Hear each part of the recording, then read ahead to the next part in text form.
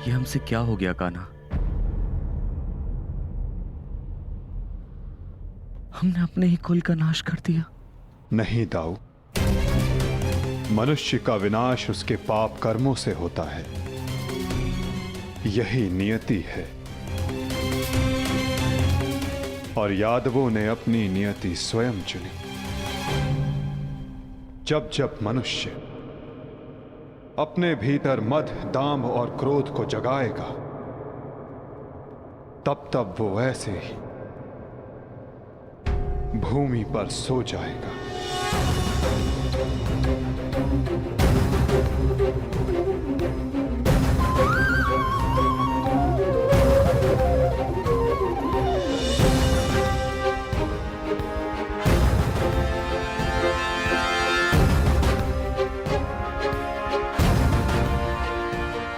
ये विनाश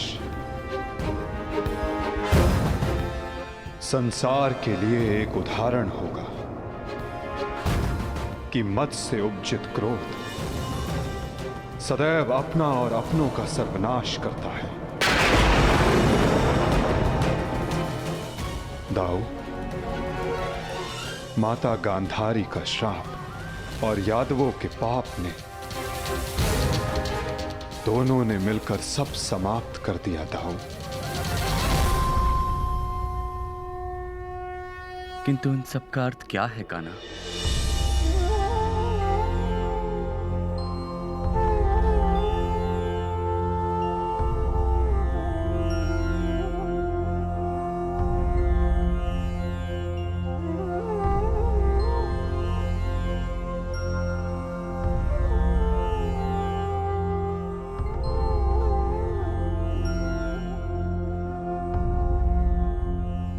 इसका अर्थ यह है दाऊ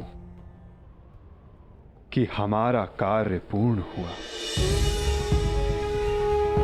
कि हमारे जाने का समय हो गया है। हमारे जीवन का लक्ष्य अब पूर्ण हो गया है।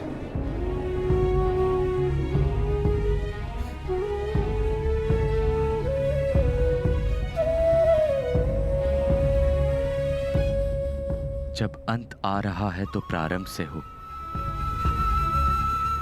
प्रारंभ से ही मैं श्री हरि का सेवक रहा हूं, तो अंत भी उनके चरणों में ही हो।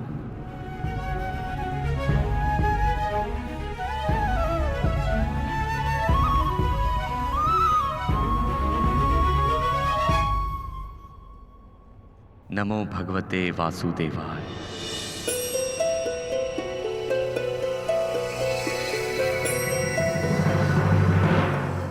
जब अंत आ रहा है तो प्रारंभ से हो।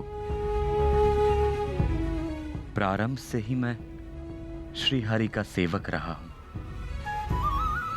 तो अंत भी उनके चरणों में ही हो।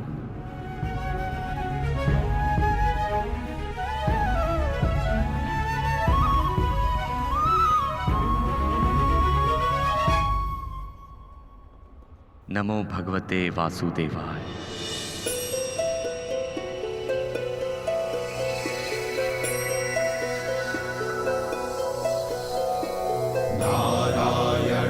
नमस्कृत्य नरं चैव नरोत्तमं देवीं सरस्वतीं व्यासं ततो जयम् उदीरयेत्।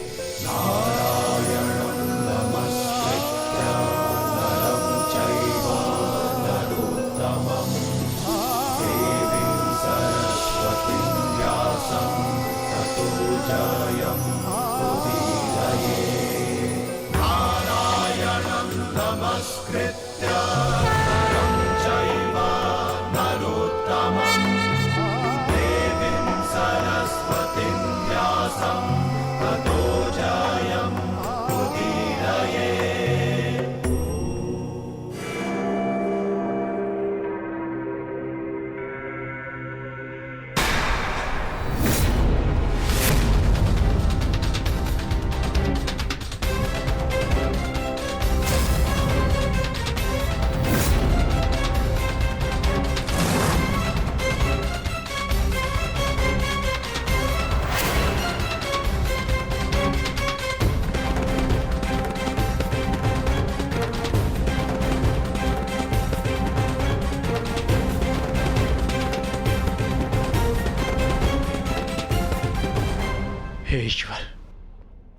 ये कैसा नरसंहार है? कहीं माधव इसी अंत की बात तो नहीं कर रहे थे? परंतु माधव है कहां? माधव कहां हैं आप?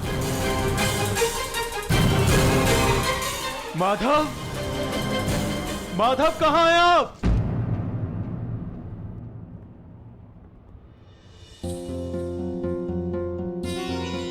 ये तो माधव के चरण चिन्ह है।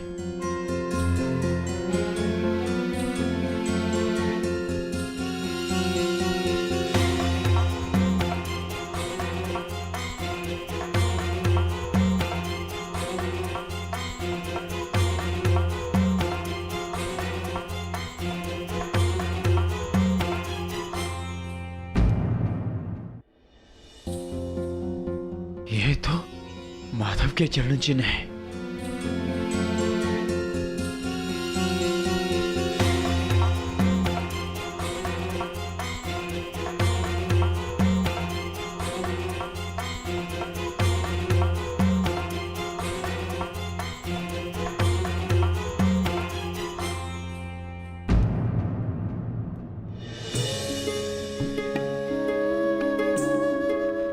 माधव,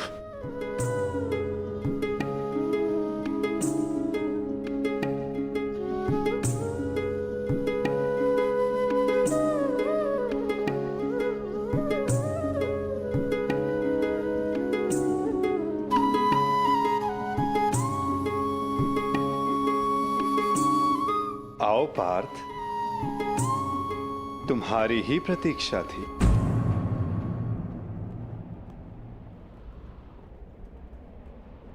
तुम्हें आना ही था, क्योंकि मेरे जाने का समय हो गया है।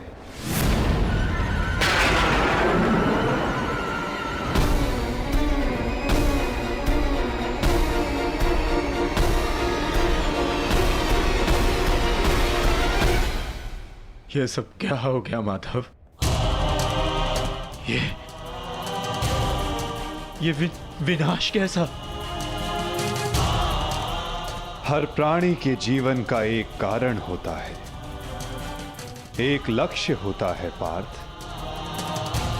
और उस लक्ष्य के पूर्ण हो जाने के पश्चात उसका सृष्टि में रहना संतुलन बिगाड़ता है। कुरुक्षेत्र के युद्ध में जो शक्ति शेष रह गई थी, वो संतुलन बिगाड़ रही थी पार्थ। जब शक्ति के साथ उत्तरदायित्व का भान ना हो तो मनुष्य पापी बन जाता है,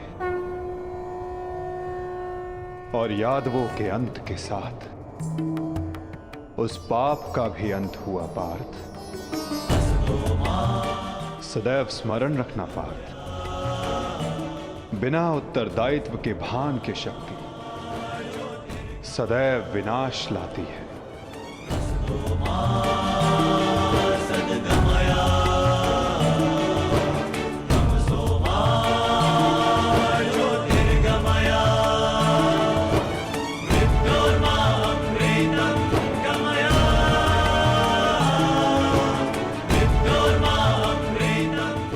मेरे लिए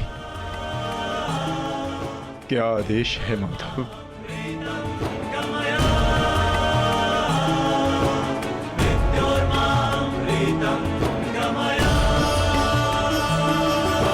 होता है जैसे पंचाली के छठे पति आप स्वयं हैं।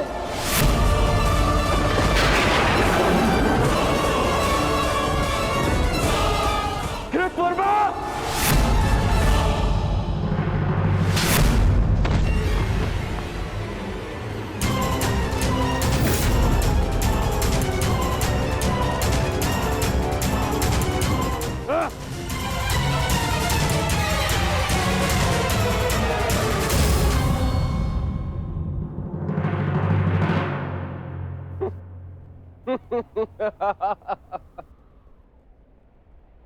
एक तो आप मेरे जन्मदिन पर बिना आमंत्रण के यहां पहुंचे, और दूसरा मेरे मित्र पर आपने हाथ उठाए।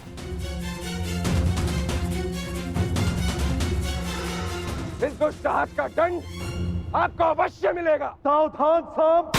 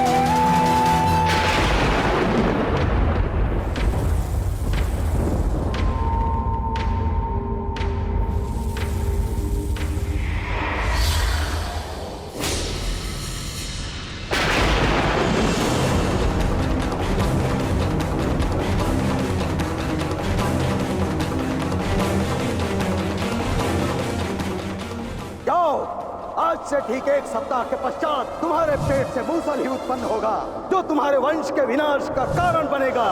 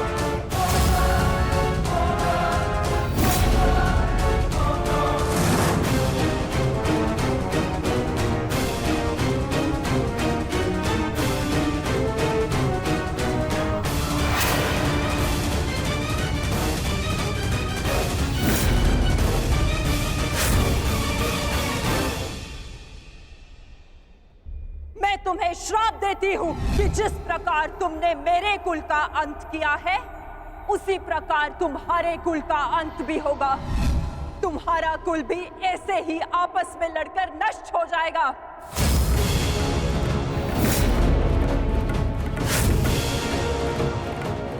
मैंने कहा था गांधार नंदिनी से कि श्राप नहीं, पाप मनुष्यों के नाश का कारण बनता है। आज यादवों के पाप उनके नाश का कारण बनेंगे।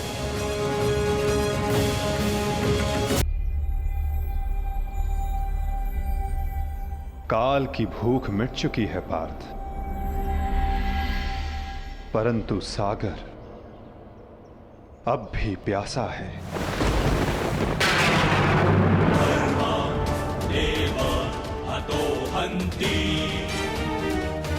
तुम शीघ्रता करो पार्थ, द्वारका की सभी स्त्रियों को और बालकों को अपने साथ हस्तिनापुर लेकर लौट जाओ।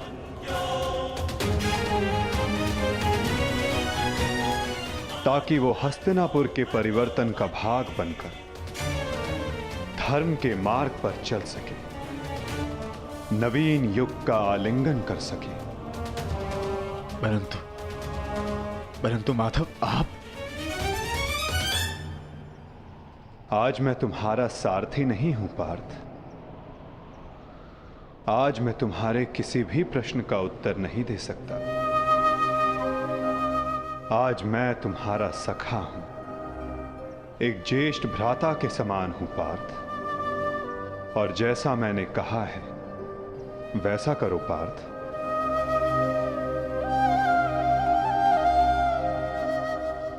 अभी किसी और से मिलने का समय है।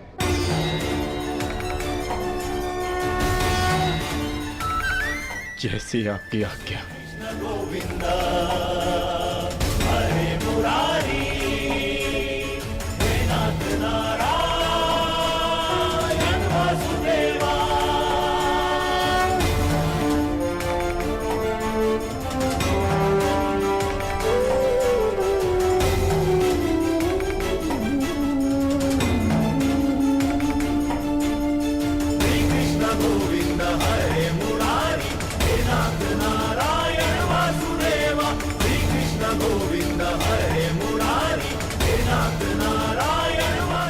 प्रणिपात।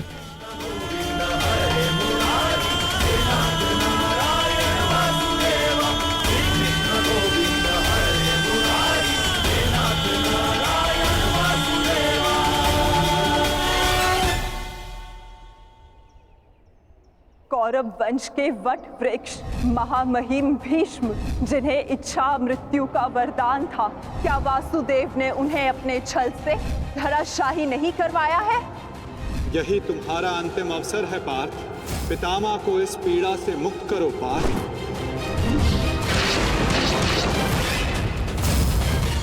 वासुदेव ने द्रोण पुत्र अश्वत्थामा की मृत्यु का छल रचकर आचार्य द्रोण का वध नहीं करवाया है?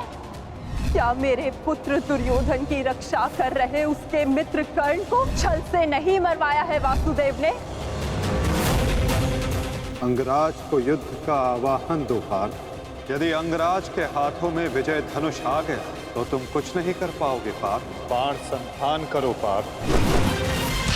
पुत्र दुर्योधन पर युद्ध के नियमों के विरुद्ध जाकर प्रहार किया गया, क्या वो वासुदेव का छल नहीं था?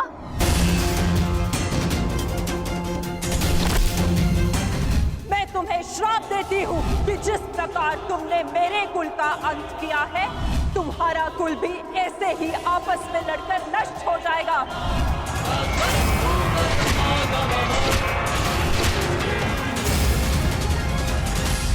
एक बहुत ही बुद्धिमान ज्ञानी पुरुष ने मुझसे कहा था कि मनुष्य अपने प्रत्येक चयन का परिणाम स्वयं भुगतता है।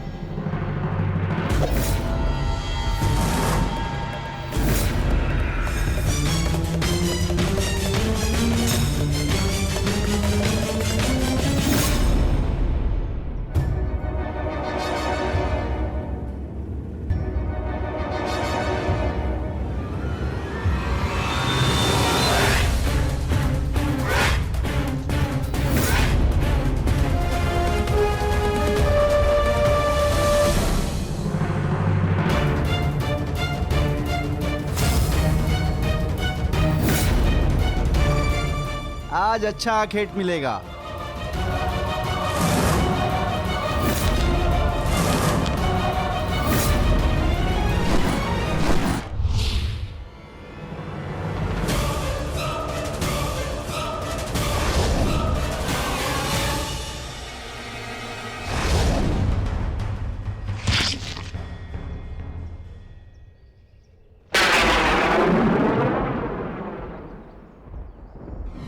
तो ये बाण मेरा चरण भेद नहीं पाया, परंतु अब से मेरे शरीर का ये भाग सबसे दुर्बल होगा और अब कोई भी बाण मेरे इस स्मरण स्थल को भेद पाएगा और यही मेरे इस देह को त्यागने का कारण बनेगा। आपका स्वागत है कालदेव। माता गांधारी का श्राप अब पूर्ण हुआ।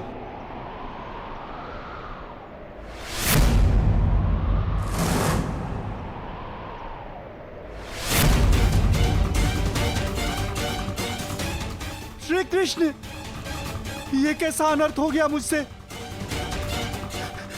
प्रभु, प्रभु मुझे माफ कर दो प्रभु, मुझसे बहुत बड़ी भूल हो गई। मुझे लगा कि यहाँ कोई हिरण है, परंतु। तुम विलाप ना करो व्याध, तुमने कुछ भी अनुचित नहीं किया।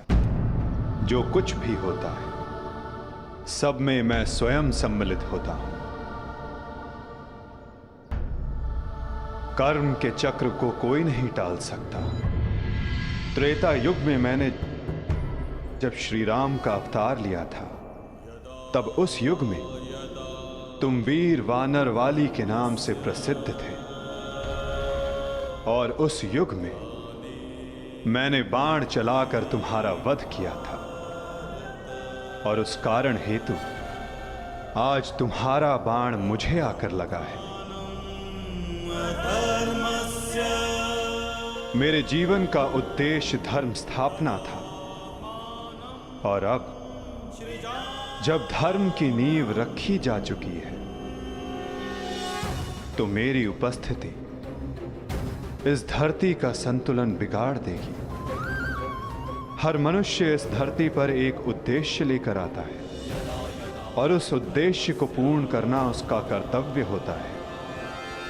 मैंने अपने जीवन का उद्देश्य पूर्ण किया और आज तुमने अपना कर्तव्य पूर्ण किया व्याध। किंतु जब जब धरा पर अधर्म और अन्याय बढ़ेगा, मैं तब तब लौटकर पुनः आऊंगा। मैं जा रहा हूं, किंतु मेरी सीख गीता का ज्ञान बनकर समस्त संसार में शेष रहेगी। वो बालकों की चंचलता में होगी, इस संसार के कण कण में होगी। रूप बदलेगा किंतु मैं सदैव रहूंगा। शरीर का अंत होता है किंतु जो अमर रहता है वो है सीख।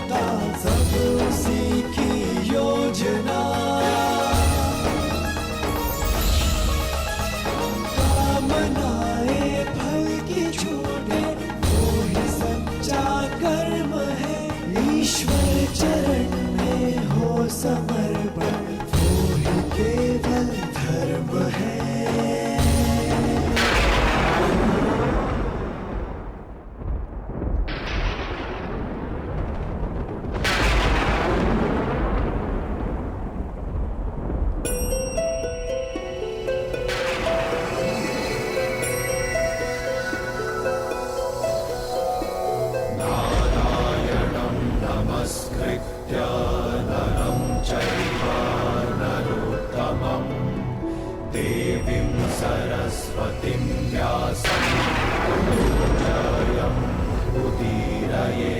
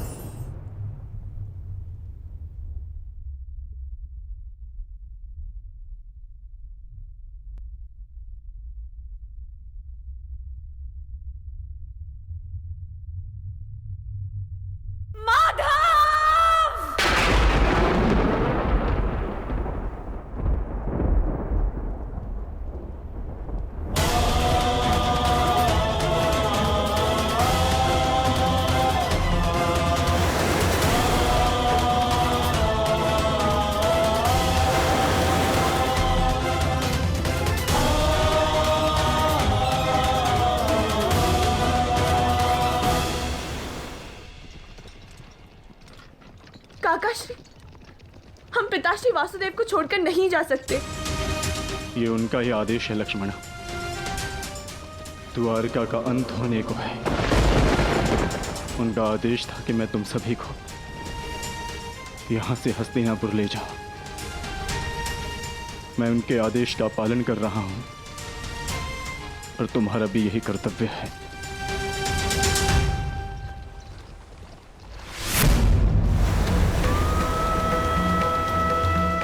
हे भगवान,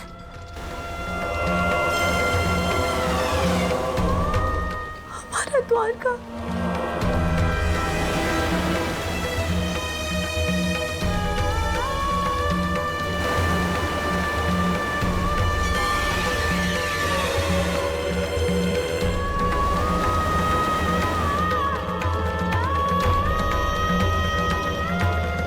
माधव का संदेश था लक्ष्मणा कि लक्ष्य पूर्ण हो जाने के पश्चात समापन आवश्यक है, अन्यथा संतुलन बिगड़ता है। सृष्टि अपना संतुलन बना रही है लक्ष्मणा।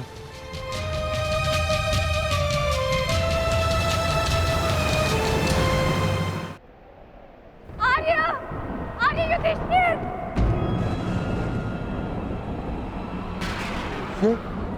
ये तो पांचाली का स्वर है।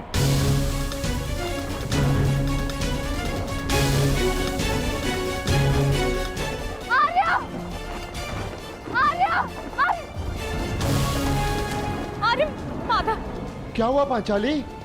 माधव किसी संकट में है आर्य। द्वारका पर कोई संकट आया। वो माधव किसी समस्या में। हम हाथ पर हाथ धरे नहीं बैठ सकते। शांत शांत शांत शांत पांचाली, शांत। तनिक सोचो, जो हर समस्या का हल है, जो हर संकट का मोचन है, उन माधव को कुछ नहीं होगा। और फिर अर्जुन द्वारका गया है ना। परंतु आर्य। धैर्य रखो पांचाली, माधव को कुछ नहीं होगा। मुझे उन पर पूरा विश्वास है और अपने अनुज अर्जुन पर भी।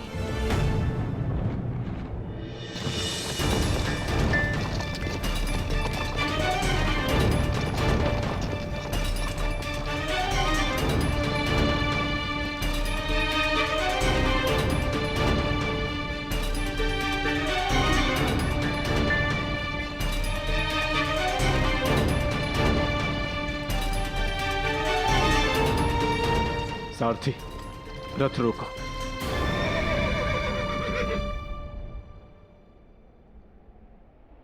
ये स्थान सुरक्षित लग रहा है। क्या हुआ काकाश्री? आपने रथ क्यों रुकवा दिया? यात्रा थकान को जन्म देती है लक्ष्मणा। कुछ प्रहर विश्राम कर लेना चाहिए। चलो।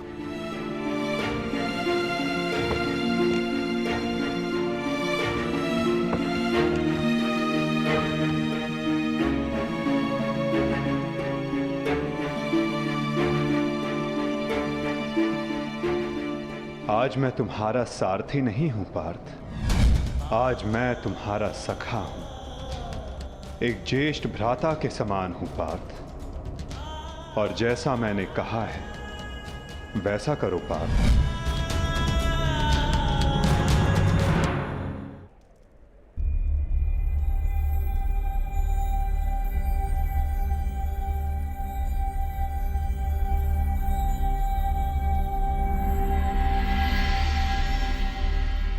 ये सब क्या हो रहा है काकाश्री?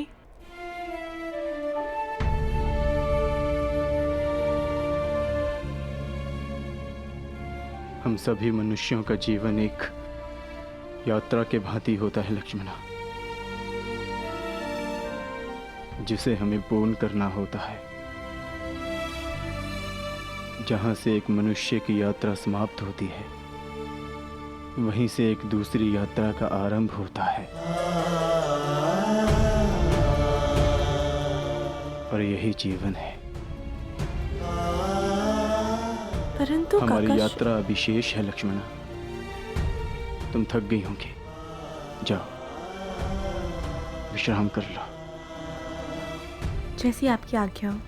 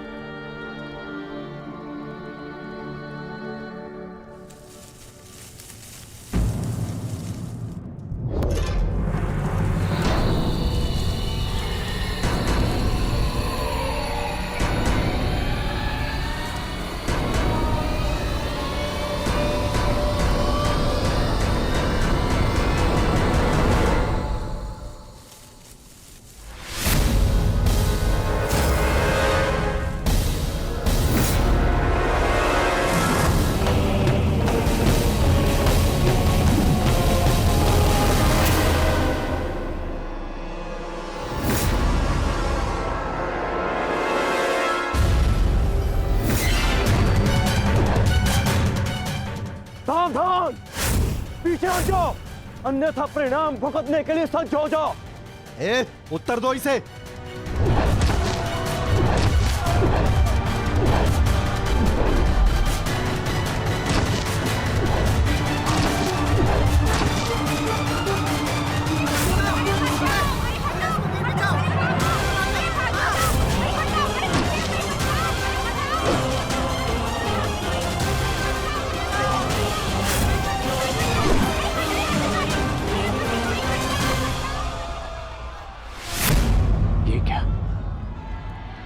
मैंने तो सहस्त्र चलाया था।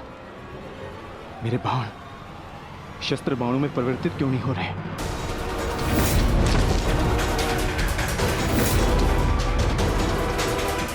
मेरा लक्ष्य कैसे चूक सकता है?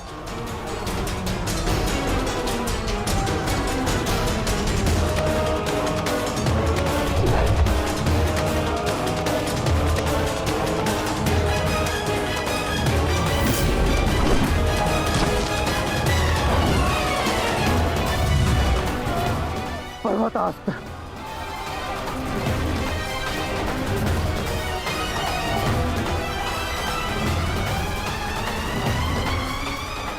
ये सब क्या हो रहा है? बाण प्रकट क्यों नहीं हो रहे? कैसे करूंगा मैं सबकी रक्षा?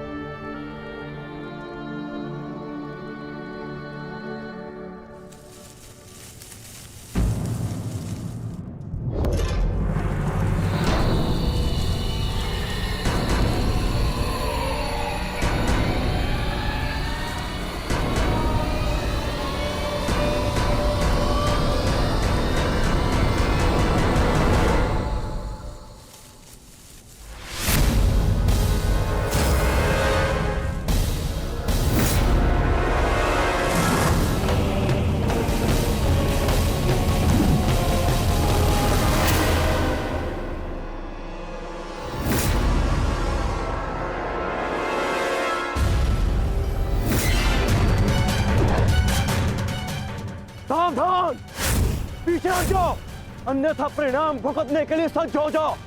ए, उत्तर दो इसे।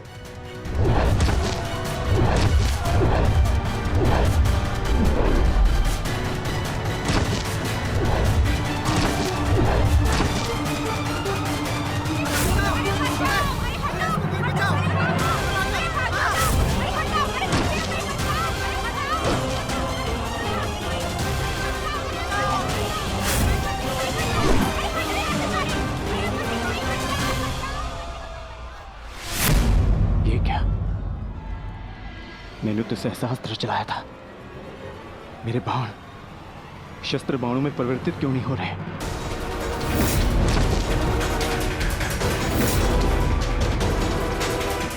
मेरा लक्ष्य कैसे चूक सकता है?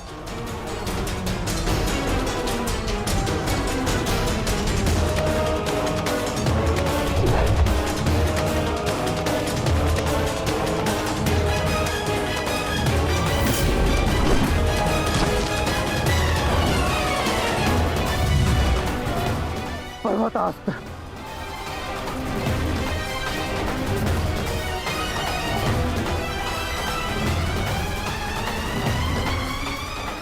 ये सब क्या हो रहा है? बाण प्रकट क्यों नहीं हो रहे? कैसे करूंगा मैं सबकी रक्षा?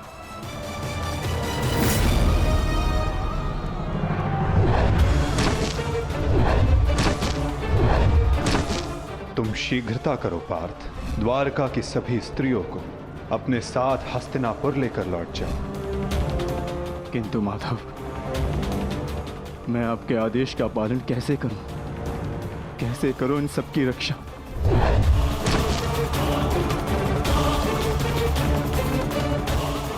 लक्ष्मण,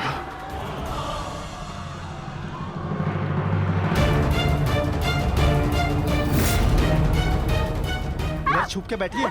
उठ, उठ, चलो, चल, चल।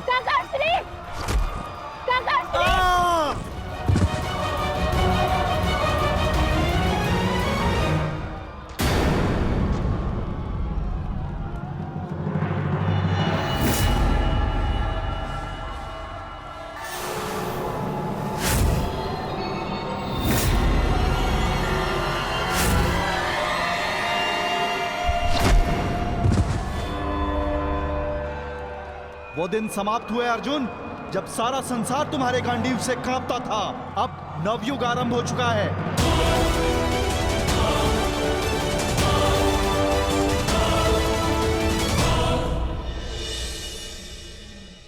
मैं समझ नहीं पा रहा हूं ज्येष्ठ, कैसे मेरे बाण अपना संधान नहीं कर पाए, कैसे मेरे गांडीव की प्रत्यंचा टूटी। मेरे रहते हुए मेरी सुरक्षा में आई कितनी स्त्रियों को वो कितने धन को लूट कर लेगा। मैं कुछ नहीं कर सका। मैं माधव के आदेश का पालन नहीं कर पाया जैसे।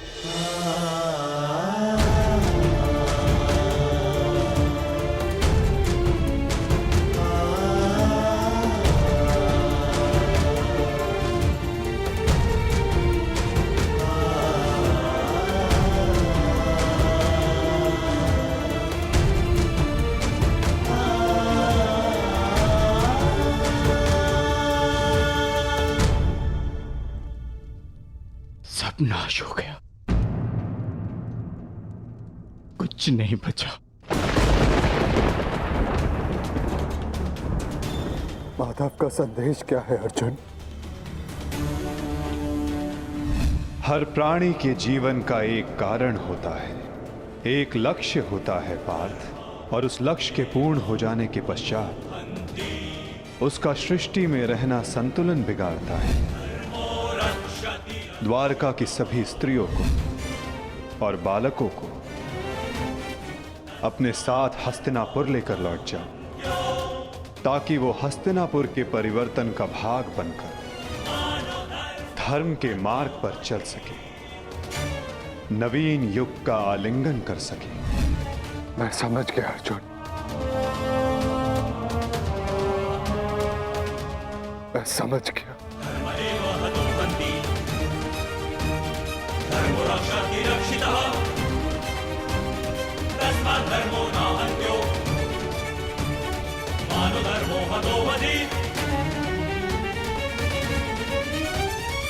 परिवर्तन का समय आ गया है। नई पत्नियों को आने के लिए पुरानी पत्नियों का झड़ना आवश्यक है।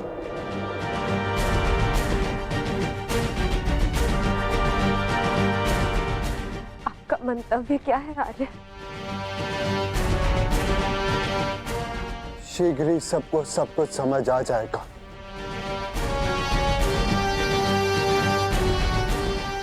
हस्तिनापुर की राजसभा का आह्वान किया जाए, परीक्षित और वृषकेतु को अवश्य बुलाया जाए।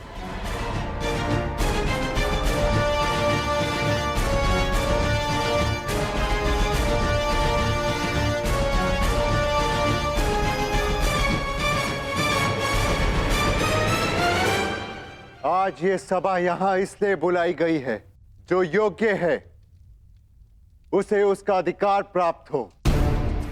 हम सब यहां अपनी नई पीढ़ी का स्वागत करने के लिए एकत्रित हुए हैं। वृषकेतु,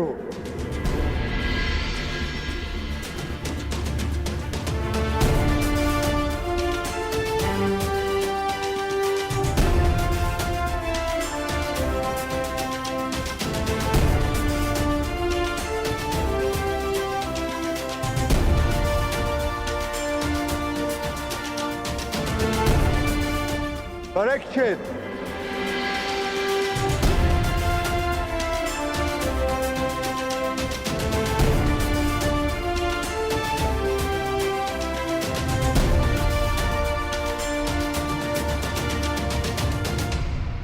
मैं सम्राट युधिष्ठिर आप सभी के समक्ष परीक्षित को हस्तिनापुर का राजा घोषित करता हूं। महाराज परीक्षित की, महाराज परीक्षित की, महाराज परीक्षित की, महाराज परीक्षित की।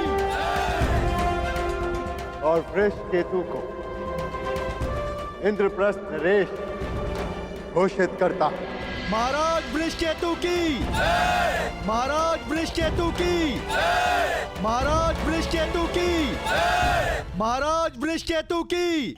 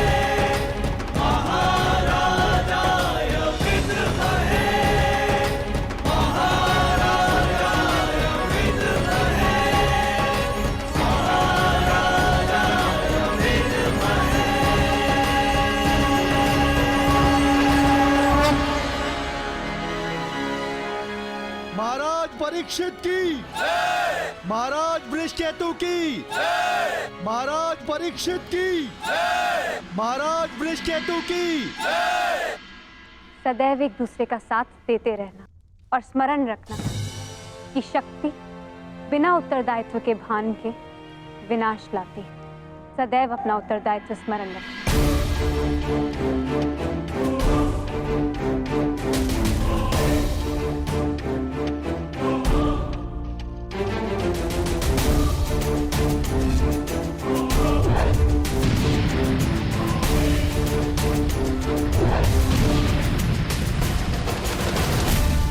तुम्हारे पिता ने तुमसे छोटी आयु में चक्रव्यूह तोड़ा था।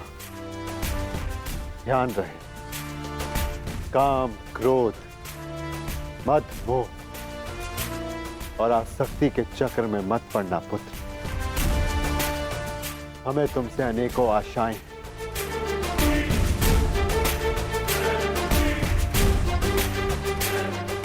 और तुम्हें उन पर खरा उतरना है। मुझे विश्वास है कि मेरे पश्चात परिवर्तन का रहस्य है प्रारंभ होगा। हमारे पिता समाज के लिए प्रेरणा थे। तुम भी उनके जैसे सूर्य बनकर चमकना,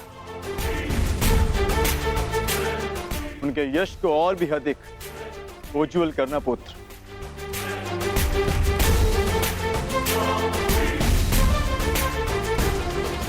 और स्मरण रखना पुत्र, मनुष्य का कर्म उसके चुनाव, उसकी नियति का निर्धारण करता है। सदा शुभ कार्य करना। महाराज वृषकेतु की, महाराज परीक्षित की, महाराज वृषकेतु की, महाराज परीक्षित की, महाराज वृषकेतु की, महाराज परीक्षित की, महाराज वृषकेतु की, महाराज परीक्षित की। शौचमिन्द्रिय निग्रह निर्विद्या सत्यं क्रोधो दशकं धर्मलक्षणम्। निर्विद्या सत्यं क्रोधो दशकं धर्मलक्षणम्। दशकं धर्मलक्षणम्।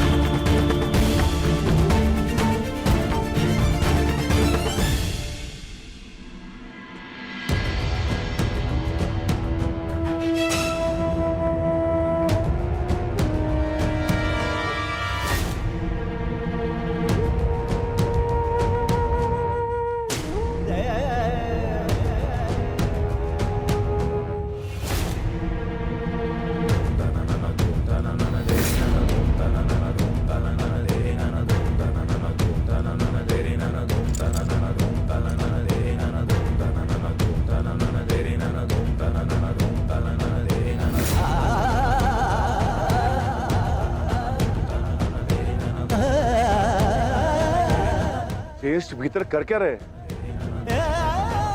उन्हें भीतर के काफी समय हो गया है, हमें भीतर जाकर देखना चाहिए।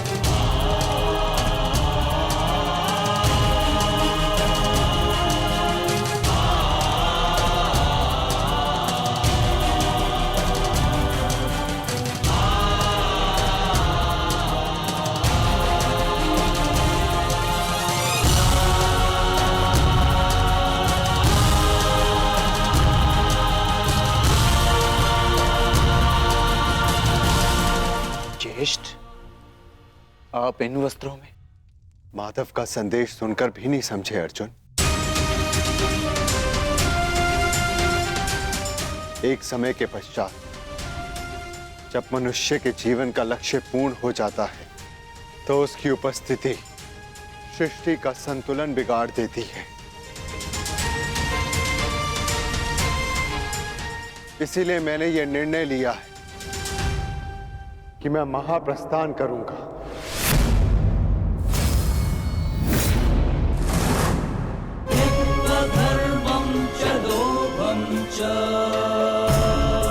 किंतु इस प्रकार आप हम सभी को अकेले छोड़ के नहीं जा सकते ज्येष्ठ। यदि आप महाप्रस्थान का निर्णय ले ही चुके हैं तो हम सब आपके साथ चलेंगे।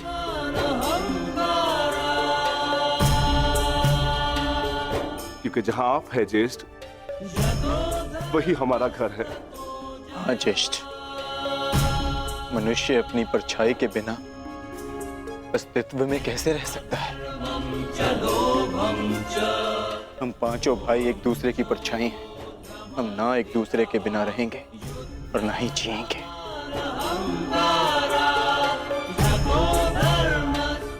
एक बार फिर आप सबने अपने भ्राता प्रेम का उदाहरण प्रस्तुत किया, किंतु मेरा क्या आर्य?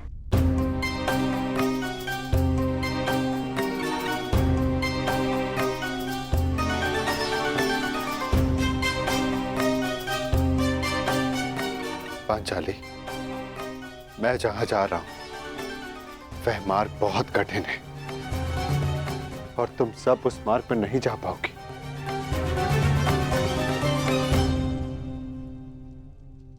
कोई भी मार्ग मेरे जीवन रूपी मार्ग से ज्यादा कठिन तो नहीं हो सकता ना आर्य?